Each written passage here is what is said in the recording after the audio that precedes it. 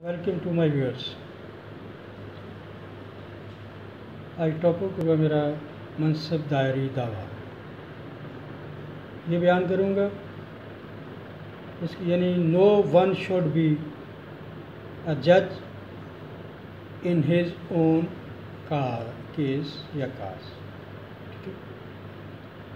یعنی دوسرے لفظوں میں لوکل اسٹینڈنگ میکسیمم ہے، جس کا مطلب یہی ہے انگلش میں اگر اس کو ٹرانسلیٹ کرتے ہیں نو ون شوڈ بی اے جج ان ہز اون کیس۔ یہ کیا ہے، اس طرف لیے چلتا ہوں آپ لوگوں کو، احتیاط سنیے گا، بہت ہی امپورٹنٹ انفارمیشن دیتا ہوں آپ کو۔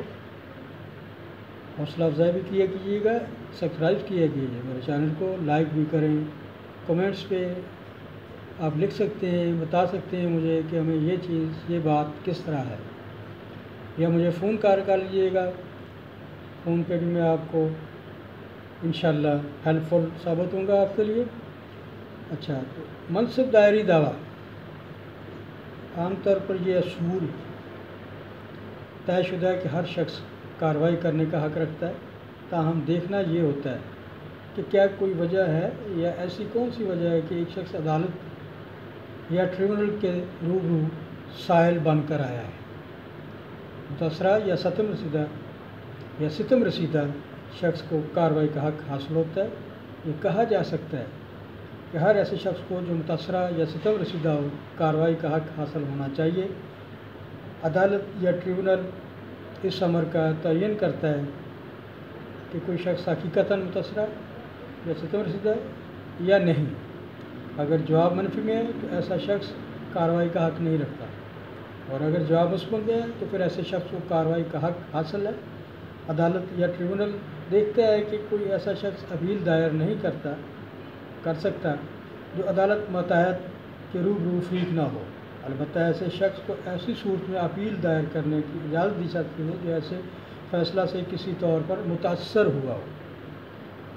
جس حکم کے خلاف آئینی درخواست دائر کی گئی ہو، اگر سائل اسے حکم سے متاثر نہ ہو تو اسے ایسی آئینی درخواست کرنے کا حق حاصل نہیں ہے۔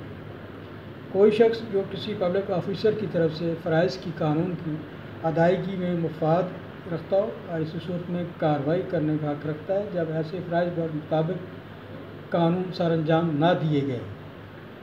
یعنی نمبر 4، غیر قانونی قابض کو ایسا کوئی حق یا اختیار حاصل نہیں ہوتا۔ غیر قانونی قابض کو ایسا حق یا اختیار حاصل نہیں ہوتا۔ ایک اجنبی شخص کو کارروائی شروع کرنے یا داد رسی کے حصول کی استدعا کرنے کا کوئی حق با اختیار یا اختیار حاصل نہیں ہے، تاہم اگر کسی معاملہ میں اس کا مفاد مجروح ہوا ہو تو وہ کارروائی کر سکتا ہے۔ جہاں تک آئینی درخواست کا تعلق ہے تو دیگر چارہ جوئیوں کی طرح یہاں بھی دیکھا جاتا ہے کہ جس شخص نے آئینی اختیار کے تحت کوئی ریٹ درخواست فائل کی ہے یا داد رسی کا مطالبہ کیا ہے، کیا اسے ایسا کرنے کا اختیار یا حق حاصل تھا، یا واقعی ایسا شخص متاثرہ فعل یا شخص کی تعریف میں آتا ہے۔ تاہم ایسے معاملات جن کا تعلق مفاد عامہ سے اور جن میں آئینی درخواست دائر کی جاتی ہیں، ان میں اختیار یا حق ہونے کی شرائط میں مناسب حد تک نرمی کی گئی ہے۔ AIR 1984 الہ آباد پیج 350 پر عدالت عظمیٰ ہندوستان نے ایک مقدمہ میں AIR 1981 سپریم کورٹ 1655 پیج پر بھی قرار دیا، جب کسی افسر کی خفیہ فائل میں اس کے بارے میں کوئی قابل اعتراض بات درج کی گئی ہو تو کوئی دوسرا افسر جس کے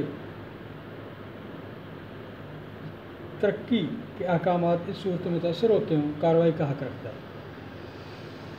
آئین پاکستان 1973 کے آرٹیکل 199 کے تحت اگر کسی شخص کو غیر قانونی طور پر زیر حراست رکھا گیا ہو تو کوئی بھی شخص کارروائی کرنے کا اختیار یا حق رکھتا ہے اور عدالت عالیہ کے نوٹس میں ایسی حقیقت لا سکتا ہے۔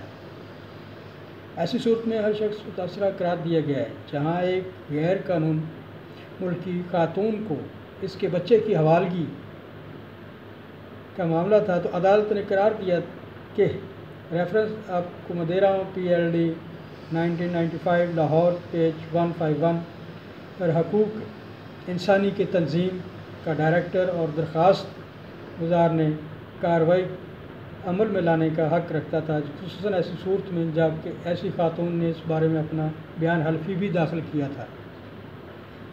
PLD 1969 SC یعنی سپریم کورٹ پیج 223 پر بھی قرار دیا گیا کہ جہاں میٹر بجلی سائل کے نام پر نہیں تھا، محض ایسی جائیداد پر قابض تھا جہاں ایسا میٹر بجلی موجود تھا، ایسی صورت میں میٹر بجلی منقطع کرنے سے لامحالہ وہی متاثر ہو سکتا تھا، لہذا اسے کارروائی کرنے کا اختیار یا حق حاصل تھا۔ یہ موقف اختیار نہیں کیا جا سکتا کہ چونکہ میٹر بجلی کسی دوسرے شخص کے نام پر ہے لہذا اسے کارروائی کا حق حاصل نہیں، تو یہ موقف بھی اختیار نہیں کر سکتا کہ مسئول علیہ کو بھی ایسا حق کوئی حق حاصل نہیں تھا، جبکہ سائل کو ایسا حق ہی حاصل نہ تھا تو مسئول علیہ کے برحق ہونے یا نہ ہونے کو کیسے چیلنج کر سکتا ہے۔